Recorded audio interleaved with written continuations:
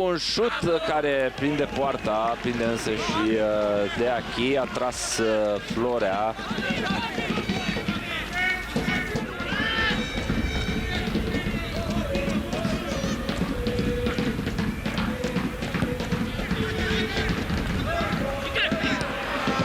Aici e o ocazie importantă și gol!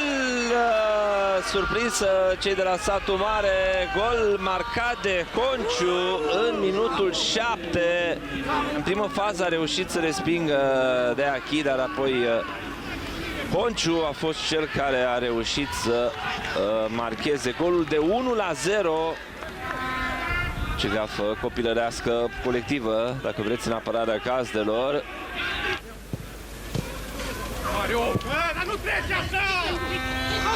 Din nou șansă de gol la post de Achi, șutul lui Florea.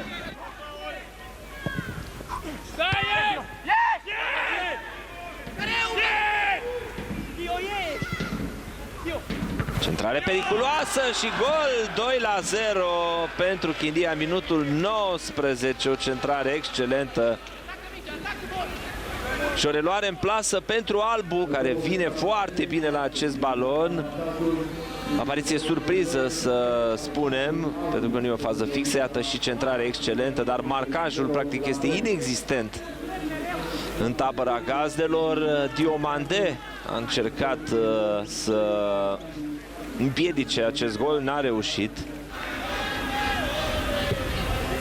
Dacă pe teren lucrurile nu arată grozav, în social media Satul Mare stă destul de bine. Iată că și pe teren lucrurile încep să funcționeze. 2-1, ce meci frumos avem. 24 de minute, s-au marcat 3 goluri. Văsălie reușește să puncteze, profită de relaxarea din tabăra oaspeților.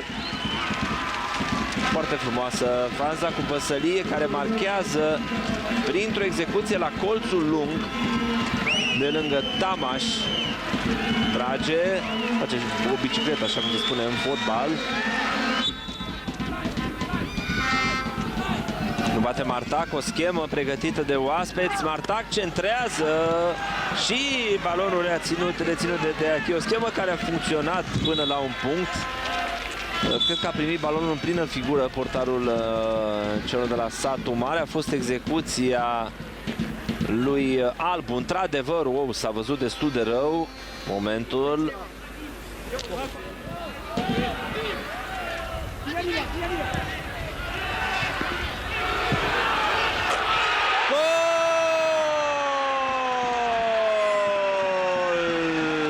Gol marcat de Satul Mare, ce reușită, ce șut din afara careului. Și o reacție pentru portarul advers. Într-adevăr, capitanul Oanea trimite balonul practic în vinclu. Este un gol de generic. A încercat Kaufman să-l blocheze.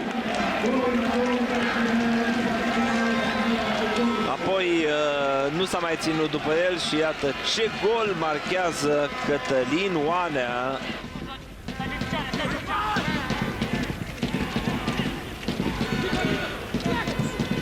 Pesic și e 3-2, gol marcat de Kaufman.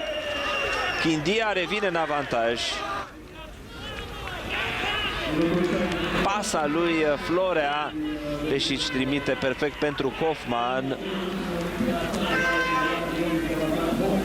Cât de mult contează totuși aportul jucătorilor cu experiență. Ce inteligent este Pesic în această fază, un asist de toată frumusețea pentru Albert Kaufman, care marchează golul de 3-2, al 5-lea care se înscrie în această partidă din Liga a doua.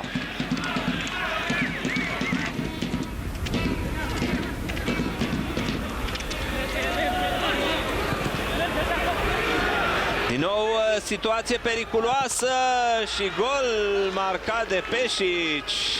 Ceea ce băneam se întâmplă. Chindia mai marchează o dată, dar ce naivități are totuși Olimpia în defensivă. Sunt goluri care pot fi evitate cu ușurință. Ne anticipează Coleniș portarul Deachi și avem parte de al 6-lea gol din această partidă.